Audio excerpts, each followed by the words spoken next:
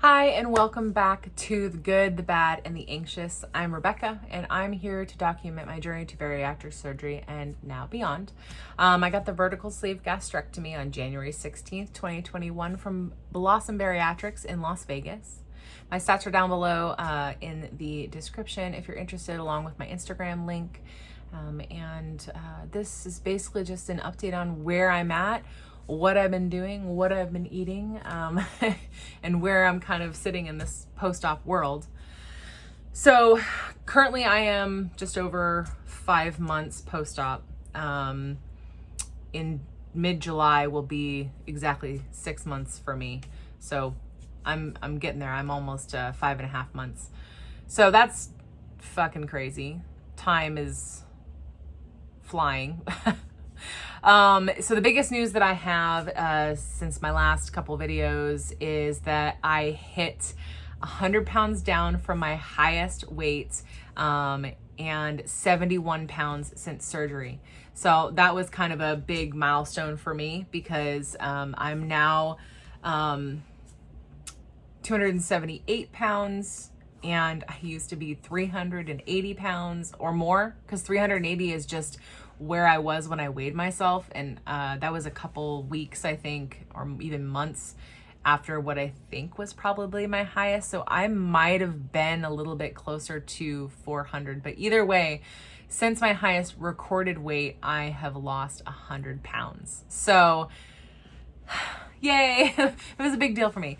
I celebrated with a photo shoot, and if you go to my Instagram, you can actually go and see some of those photos that I took.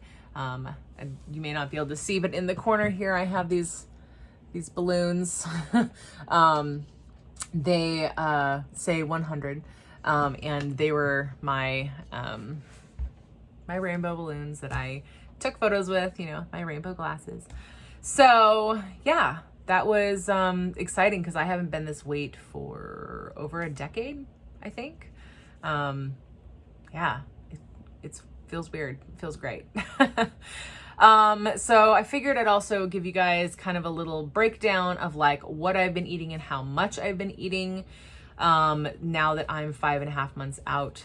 I generally eat on a daily basis anywhere between 800 and about 1,000 calories a day. It really just depends on the day. On the ones that I work out a lot, I tend to eat on the higher end of things because I'm often hungrier, and I usually need, an extra snack throughout the day. And then on my rest days, I try to stay around the 800 to 850 mark. Just because if I have higher days and lower days, you don't want your body to get used to the same thing over and over again. So I try to give it a little bit of, kind of what's going on. Anyways, I get anywhere between about 60 and 120 grams of protein a day. 60 to 120 grams of protein. I generally stay beneath the 50 grams of carbs that I try to do that every day. Like maybe once or twice a week I go over, but not by much. I don't think I've ever been over maybe like 70 grams a day of carbs, but yeah, stay pretty low carb. And then I'm drinking about anywhere from 90 to 120 ounces of water or liquids, like my Diet Snapple here. Yeah, so that's about how much I'm drinking a day. I find that if I do slack on my liquids or my water, then I tend not to lose as much weight. This is going to be TMI, I also usually have trouble going to the bathroom. And with this horrible heat wave that we've been having in the Pacific Northwest here, it's all the more important to stay hydrated, especially for us after surgery. So that's where I'm at. A quick breakdown of the kinds of foods that I eat. You can see a lot of my foods on my Instagram, and recipes and just kind of ideas of like what I'm eating. But if you don't want to follow me on there and scroll through or whatever, I'll just give you a little breakdown. So mostly for breakfast, almost every day of the week, I have Profi. So that's protein and coffee mixed together. Regular coffee and espresso hurts my stomach like you wouldn't believe. It's horrible heartburn. Oh God, it's so painful. But I have found that cold brew doesn't do that because cold brew is actually less acidic. So I do cold brew and a protein shake for breakfast over ice like every morning, and it's so good. Like, oh my gosh. My favorite protein shakes are still the Fairlife, the ones that have 30 grams of protein in them. And then sometimes on the weekends, I'll mix it up a little bit and I'll do eggs, or I'll do, I have like an egg and turkey sausage sandwich that's really good, or I do like yogurt and granola with some blueberries or something. Like I mix it up on the weekends for breakfast. And then for snacks, I tend to be a whole list of things, but my kind of go-tos are jerky, nuts, bone broth, love bone broth, protein chips, meat sticks, nut butter, fruit, that kind of stuff. For lunch, I am actually pretty boring. I eat pretty much 3 things or variations on them. The first is hard-boiled eggs mixed with either Laughing Cow cheese, mashed avocado, or hummus. I know it sounds weird. It's good. Or I eat cottage cheese with everything but the bagel seasoning, or pineapple, and sometimes avocado. Sounds weird. Again, it's pretty good. Or I have tuna with cheese crackers, or some variation of that. Sometimes I've done like chicken salad, whatever. But point is I really don't vary from those 3. I kind of rotate them week by week. So like one week is tuna, and the next week is hard-boiled eggs, and the next week after that is, cottage cheese. I feel like I kind of haven't gone beyond the like soft food stage for my lunches, but really it's because they're simple, easy, quick. I could just grab them out of the fridge and go, and don't have to think too hard. And I don't like thinking in the morning. So, and then finally my dinners, that's really where I get creative. That's where I get to try and eat multiple different types of food. I hate leftovers, but I eat them, but I hate them. I eat so many different things for dinner. I can't really tell you all of them in this video. But again, if you go to my Instagram, you can see everything I eat really for dinner. But basically my favorites are like shrimp, taco meat, chicken, veggies, squashes, tomatoes, cheese, anything with cheese. Basically I just like combine those ingredients in multiple different ways to make something yummy. Yeah, so that's kind of the things that I'm eating. I have some videos, I think, on my Instagram that talk about like what I eat as well, and some photos of that various thing. So yeah, check that out. Finally, some NonScale victories that I've had in the last few months since I did a check-in was basically, clearly you can see that I chopped off all of my hair. My hair was like down to here, and now it's here. That might seem like a weird NonScale victory, but to me it is, because I used to have a little pixie cut bob thing in high school when I was much thinner, and I always loved having short hair, but I had a very round face with this big pronounced double chin previous to surgery, and now I've got, a jawline, and so I can have my hair at jawline and it doesn't look bad. It looks good on me. So I did not do my hair for this video though, so please forgive that. Also not wearing makeup, just don't really care right now about that. But that actually is a NonScale victory to me. Not caring so much about things. I still have like skin blemishes with the hormones that go weird when you have surgery, when you're losing weight, your hormones go wacko for a bit. And so yeah, I still have like zits and stuff that pop up, but I have to say that like in general, my skin has cleared. And I just don't feel like I like my face a lot more. I just like my body a lot more. And I feel like I just don't need to wear a ton of makeup anymore, which has been freeing. Next thing is seeing, like I talked about in my last video, muscle gains, and just kind of feeling stronger every week over week has been amazing. It's a big NonScale victory for me.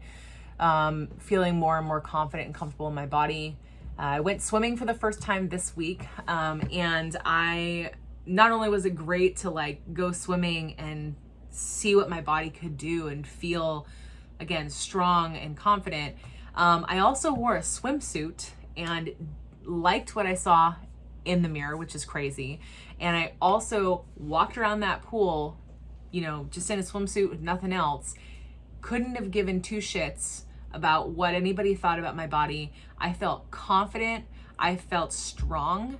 And it was just crazy to have, like, for the first time, I think, in my life, to have that much body confidence and to give zero fucks. Like, that literally, like, blew my mind when I got done with that. And I was like, holy shit, did I just really do that? Did I just walk around not ashamed of my body? What?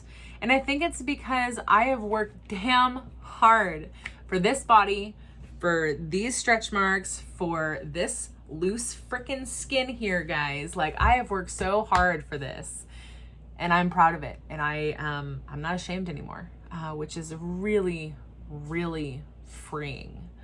And then along the same lines, I've been wearing shorts. I've been wearing short shorts too, like really short shorts, around all the time, mainly because it's fucking hot, but also no more Bermuda shorts for me. Like, I don't feel the need to hide my legs anymore. I don't care about the cellulite or the spider veins on the side of my leg. It's like, okay, you don't want to look at them, you don't like it, then fine, fuck off. Like, that's kind of where I'm at, and that has been amazing. Then also the food freedom. This is kind of the biggest one for me. Has been very,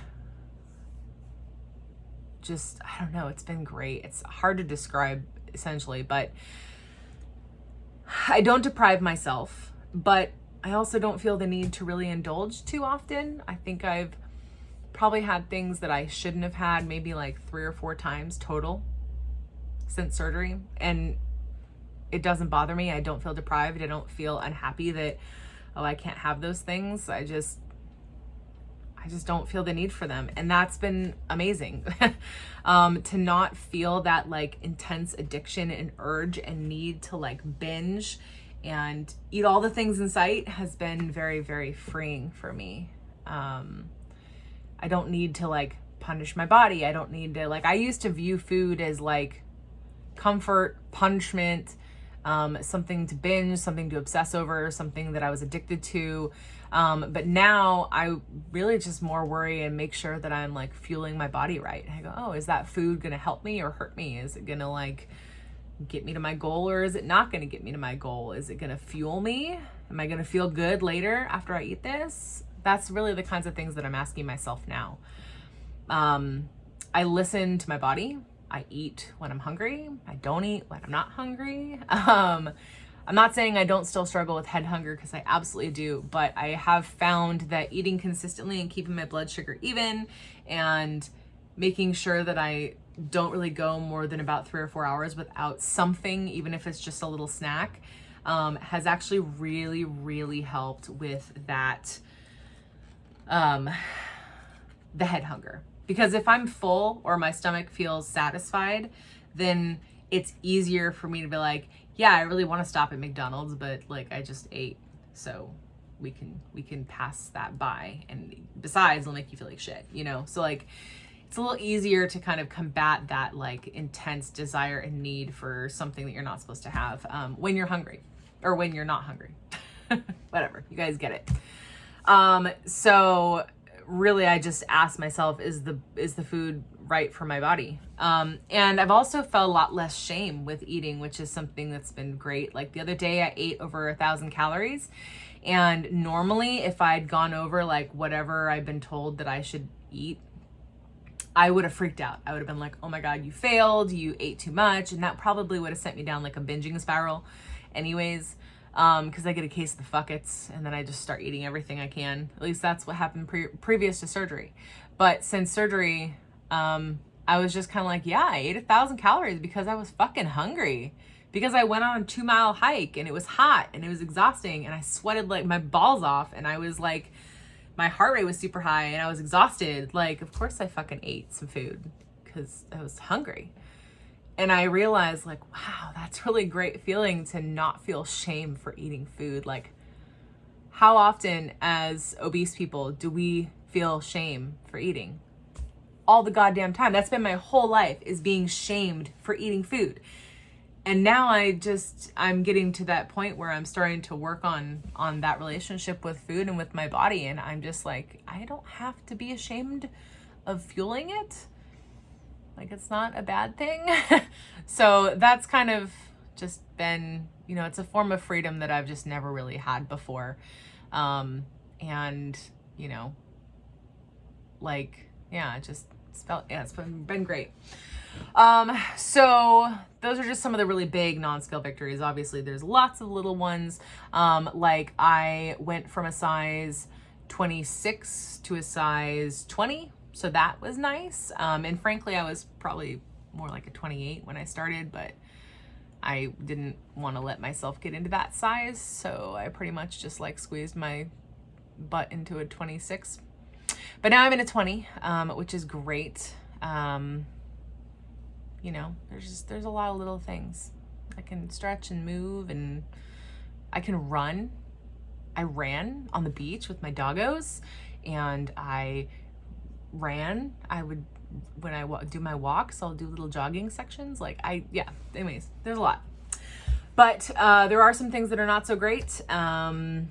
Losing weight does come with complications, and not all of them are foreseen or normal or common, but this one does seem to be more common since I posted on Instagram about it and find out that a lot of people have suffered from this complication after surgery. So obviously the vertigo seems to be fairly common with people, but I have developed something called myalgia paresthetica, which is basically a pinched nerve in my back that causes tingling, numbness, pins and needles, and burning pain in one of your legs. Usually it's one side. For me is my left hip and kind of upper left thigh, and even part of my ass, because for me it's my sciatic that is being compressed.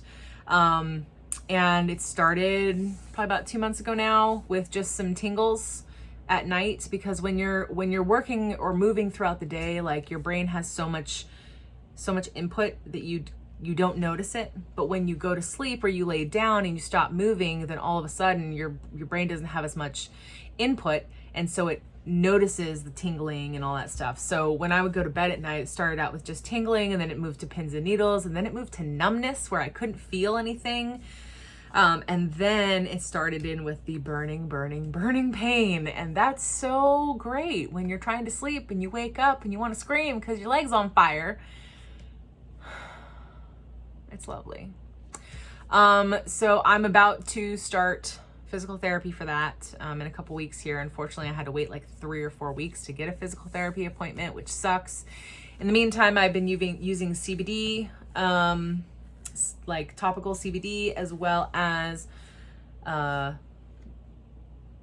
roll-on lidocaine, which has been probably the most important thing. The CBD helps, but the lidocaine is like the only thing that helps me sleep. So yeah, it's a side effect of losing weight. Essentially, when all of my fat and skin started migrating south,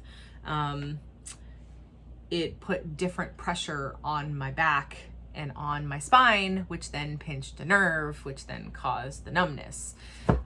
Luckily, my mother had just gone through back surgery and actually was experiencing this exact thing due to the back surgery. So she was the one that was able to tell me like CBD and lidocaine every single night. Yeah, doesn't seem to be like a super common side effect of losing weight, but I posted about it, and the more I've talked about it, the more people have come forward and been like, oh, that's what I'm experiencing. So yeah, that's been fun. And then, yeah, so basically that's my update. I will probably do another update around 6 months or so. But you know, I'll try to do a video sooner. I'm sorry. Life just gets crazy, and then I avoid the videos for a really long time. Yeah, I'm not great at this. I never said that I was going to be like a social media influencer. I really just wanted to share this and hopefully maybe help some people. So we'll see. I also want to take a moment to thank everybody who has watched these videos and reached out to me on here or reached out to me on Instagram, you know, saying things like, your videos really helped me. It's been great to watch your journey. I really want to go to Blossom, and you really helped me kind of make that decision. And I've talked to quite a few people who have like found me via YouTube and then found me on Instagram and messaged me. And it's just been so, like, that's the only reason I do this. I do this for you guys. I do this to document it because someone's got to, and I know there are some people out there who are documenting it, and I just thought, you know, one more voice in the crowd to make sure that remove the stigma of weight loss surgery and make this accessible to everybody. So I just want to thank you guys, and I'm really glad that my videos are making a difference and making an impact. So all right, so that's it for today. Thank you so much for watching. Don't forget to like and subscribe down below if you want to keep following my journey, and take care.